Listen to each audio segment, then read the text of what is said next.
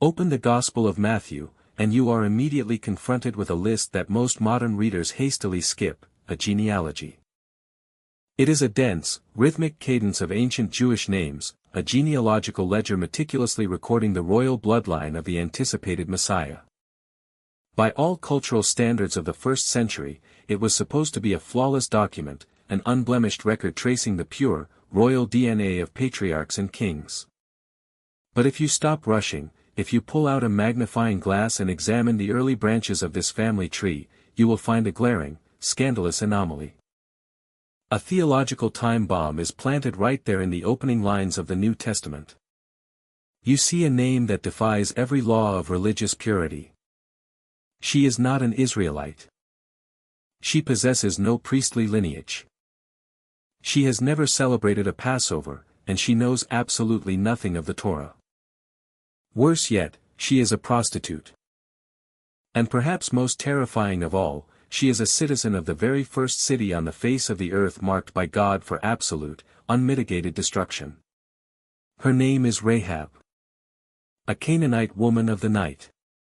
Yet, the name of this foreign woman, steeped in personal sin and born to a cursed civilization, sits squarely in the genealogy of Jesus Christ. I want you to sit with the weight of this for a moment. Read that reality slowly. The Supreme Savior, the sinless Lamb of God, carried in his physical veins the DNA of a pagan prostitute from the most wicked city in the Jordan Valley. This is not some random accident of history. This is profound, calculated theology. This is the story of how a simple scarlet cord, dangling from a window in a doomed wall, violently rewired the entire history of human salvation. To fully comprehend the sheer magnitude of this ancient judgment, and the breathtaking scandal of the grace that infiltrated it, we must strip away the sanitized, flannel-graph Sunday school stories of our childhood. We must step out of our modern comforts and descend into the brutal, unforgiving reality of the ancient Near East. Travel with me down to the lowest continuously inhabited point on the surface of the earth, the Jordan Valley. Here, plunging more than 800 feet below sea level, the summer heat is a suffocating, physical weight, easily soaring past 100 degrees. The landscape is a bleached, arid wasteland. But hidden within this desolate depression lies a vibrant, emerald anomaly fed by a massive, perpetual subterranean spring. This is Jericho. The city of palms. In the late Bronze Age, Jericho was not merely a city, it was the ultimate strategic stronghold. Geographically and militarily, Jericho functioned as the massive, iron padlock on the gateway to the land of Canaan. Any invading army harboring ambitions of conquering the Promised Land had no choice but to break this colossal lock first. There was no bypassing it. The Canaanites who inhabited it knew this, and they had spent generations turning their oasis into a terrifying fortress. Modern archaeology has aggressively peeled back the layers of sand and time to reveal the staggering truth about this city's defenses. The exhaustive excavations led by John Garstang in the 1930s, and later the rigorous stratigraphic work of Dr. Kathleen Kenyon in the 1950s, unearthed a defensive system so sophisticated and imposing that it was widely considered impenetrable. Jericho was not protected by a single wall, but by a formidable, multi-layered system of terror. The foundational layer was a massive, cyclopean stone retaining wall, rising nearly 15 feet high from the bedrock. Sitting atop this stone monolith was an artificially constructed, steep earthen embankment, a glassy, plastered smooth to prevent any foothold. And crowning that treacherous slope stood a towering mudbrick wall, stretching another 20 to 25 feet into the burning sky. But that was only the outer perimeter. Further up the slope, ringing the upper city, stood a second, equally massive mud-brick wall. To conquer Jericho, an enemy infantry would have to cross a ditch, scale a 15-foot sheer stone face, scramble up a steep, slippery incline entirely exposed to a torrential rain of arrows, spears, and boiling oil from the defenders above, only to then face a 25-foot vertical wall of solid brick. It was a suicide mission. Jericho was built to mock the very idea of a siege. But the physical darkness of Jericho's walls was eclipsed only by the spiritual darkness festering within them. When we read the biblical decree of Herem, the divine mandate for the total, uncompromising destruction of the Canaanite cities, our modern sensibilities recoil. We project our 21st century ethics onto the ancient text and accuse God of arbitrary genocide. But history demands that we look closer at who the Canaanites actually were. This was not a peaceful, agrarian society of misunderstood farmers.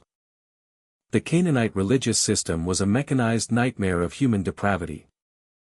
Their pantheon was dominated by deities like Baal and Molech, gods whose appetites were not satisfied by grain or livestock, but by human blood.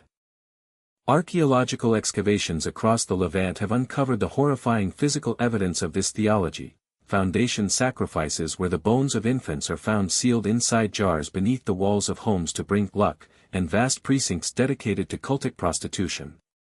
The Canaanites did not burn their living, screaming toddlers in the fiery bronze bellies of their idols in moments of temporary, desperate rage. No, they did it systematically. They did it as an act of worship.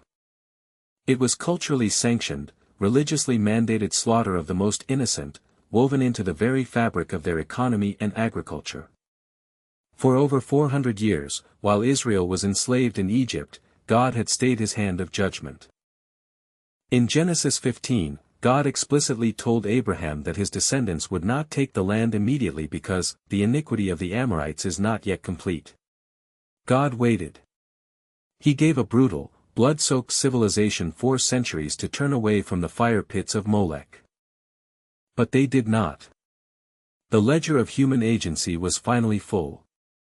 The Herem judgment was not an ethnic cleansing, it was cosmic, divine surgery to remove a malignant cancer before it could metastasize and consume the world's only hope for a Messiah. And yet, right in the epicenter of this impending wrath, living quite literally inside the architecture of rebellion, was Rahab. To understand the historical domino effect that was about to be unleashed, we must look at where Rahab lived. The text tells us her house was built into the city wall. In the ancient world, the prime real estate was in the upper city, near the palace and the temple. The wall, the outer edge, the slums, was reserved for the outcasts, the disposable, the marginalized. Rahab was a prostitute. She was used by the men of Jericho under the cover of darkness and discarded in the light of day. She was a woman without protection, without honor, surviving on the literal and social fringes of a doomed civilization. But for 40 years, a terrifying rumor had been sweeping across the desert sands, echoing through the taverns and markets of Canaan.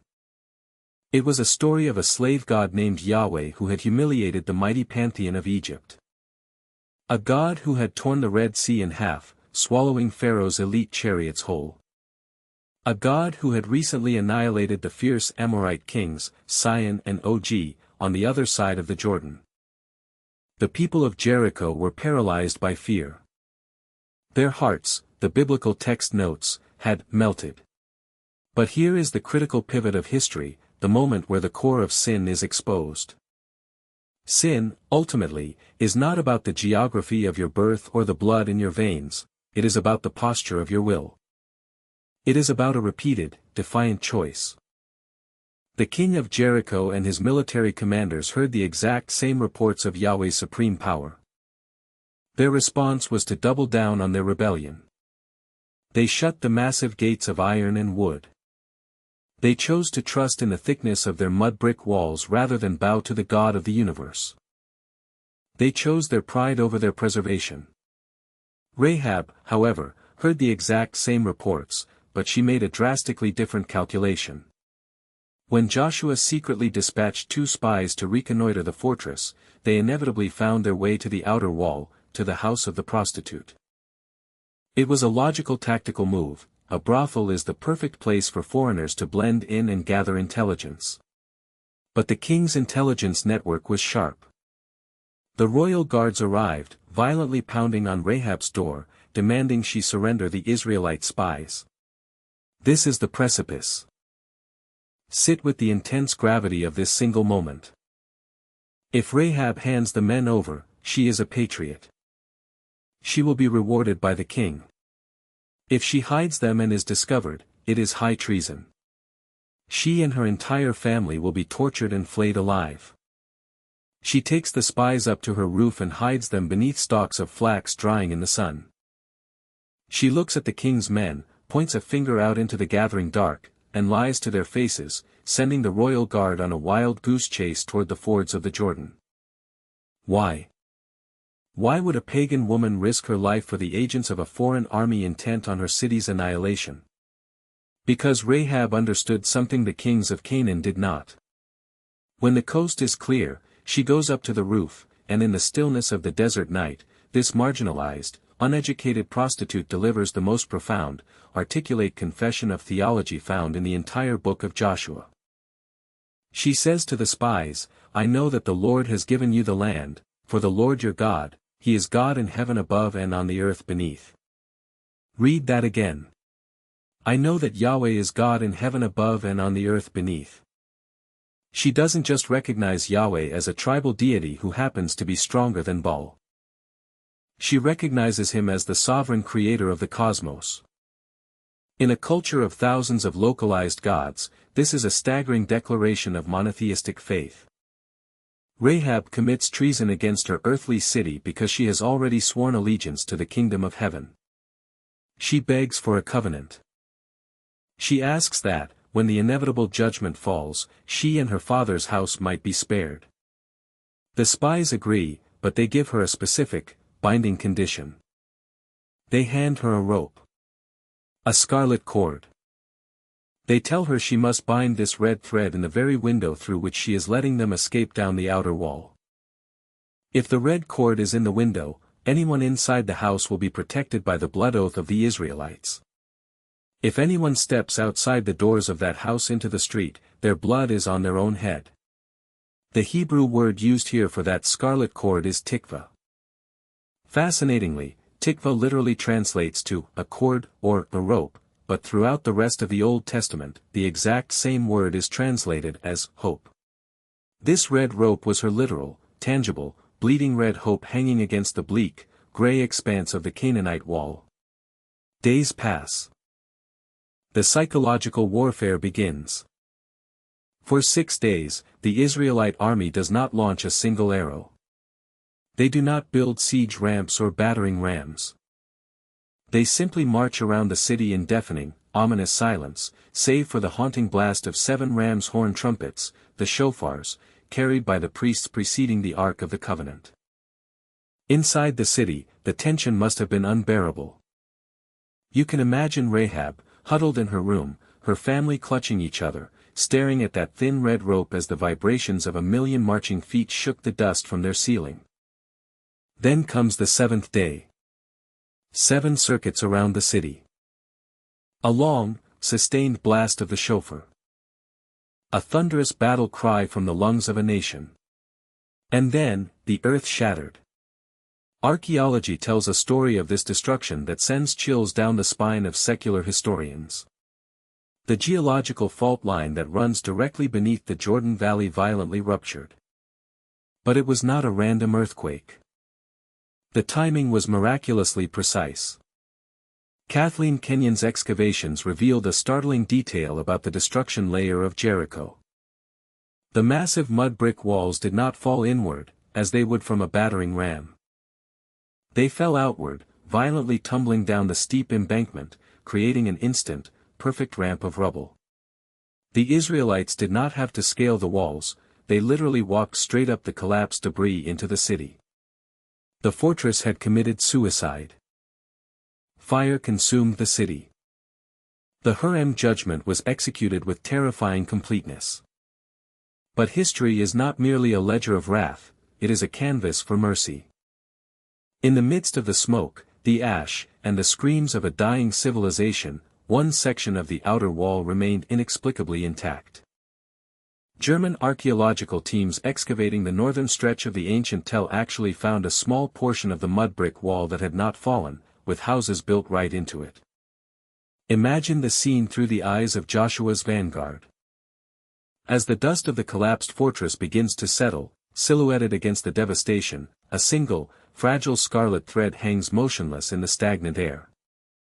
Behind that window, a Canaanite prostitute and her pagan family are breathing the air of the living. The judgment of God had passed over the house with the red mark, just as it had passed over the blood-stained doors in Egypt 40 years prior. Rahab was brought out. She was saved. But if you think the story ends with a successful rescue mission in the rubble, you do not understand the relentless, aggressive grace of the God of the Bible. Survival was not the end of Rahab's story, it was merely the prologue. This brings us back to that shocking anomaly in the Gospel of Matthew. This is the great grace twist of historical theology. The Israelites didn't just give Rahab a pat on the back and send her off into the wilderness as a tolerated refugee. She was grafted into the very heart of the covenant community. This former prostitute, a woman who had sold her body in the temples of false gods, caught the eye of an Israelite leader named Salmon, a prince of the tribe of Judah. Salmon looked past the rubble of her past, past the stigma of her profession, and saw a woman of fierce, world-overcoming faith. He married her. Together, Salmon and Rahab had a son. They named him Boaz. Yes, the same Boaz who would grow up to be a man of immense grace and character, the man who would later look upon another destitute, foreign woman, a Moabitess named Ruth, and redeem her from poverty. Where do you think Boaz learned to look at an outcast foreign woman and see royalty? He learned it from his mother. He learned it from Rahab. Boaz and Ruth would have a son named Obed. Obed would father Jesse. And Jesse would have a boy who would tend sheep in the hills of Bethlehem, a boy named David, who would become the greatest king in the history of Israel. And from the lineage of King David, exactly as the prophets foretold, would come Jesus of Nazareth. Do you see the staggering historical domino effect? Do you see how God takes the wreckage of human sin and repurposes it for his ultimate glory? The divine judgment upon Canaan was never about ethnic superiority or pure bloodlines. It was always about the alignment of the heart. The moment Rahab shifted her allegiance from the doomed kingdom of Jericho to the eternal kingdom of heaven, her bloodline was cleansed. Her past was obliterated. She went from being an enemy of the state marked for annihilation to being the great-grandmother of the King of Kings. God did not just tolerate Rahab. He weaponized her faith to build the royal throne of the Messiah. He took the most unlikely, the most disqualified, the most broken vessel in the entire Jordan Valley and poured the pure, redeeming blood of Christ into her lineage. The scarlet cord that hung from her window was a prophetic foreshadowing of the blood that would drip from a wooden cross in Jerusalem centuries later, a blood that screams mercy over judgment, a blood that tears down the walls of our own making. History is throwing down a gauntlet before you today. The narrative of Jericho is not just a dusty artifact buried under the sands of the Middle East, it is a mirror held up to your own soul. What is your Jericho? What massive, mud-brick walls of pride, of secret sin, of self-sufficiency have you built around your life, convinced that they will keep you safe from the penetrating gaze of a holy God? Are you sitting in the upper city of your own ego, trusting in your bank account, your status, your intellect, closing the gates against the overwhelming evidence of the Creator? Or are you like Rahab? Are you willing to admit that the city you have built is doomed?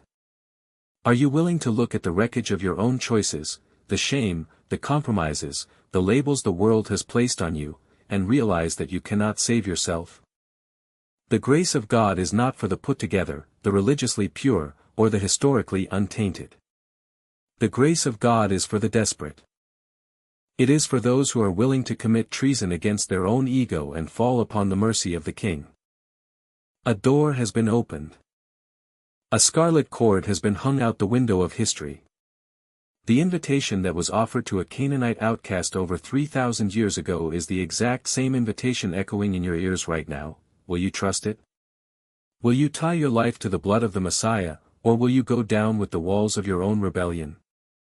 If this historical reality has shaken your perspective on the Bible, if you are ready to stop reading Scripture as a collection of moral fables and start engaging with it as the most serious, heavy, and consequential history ever recorded, then do not stop here. Click on the playlist on your screen right now to dive deeper into the archaeological and theological mysteries of the Old Testament. And be sure to check the description below for my recommended books on the historical reliability of the conquest of Canaan. The past is not dead, it is speaking. It is time you listened.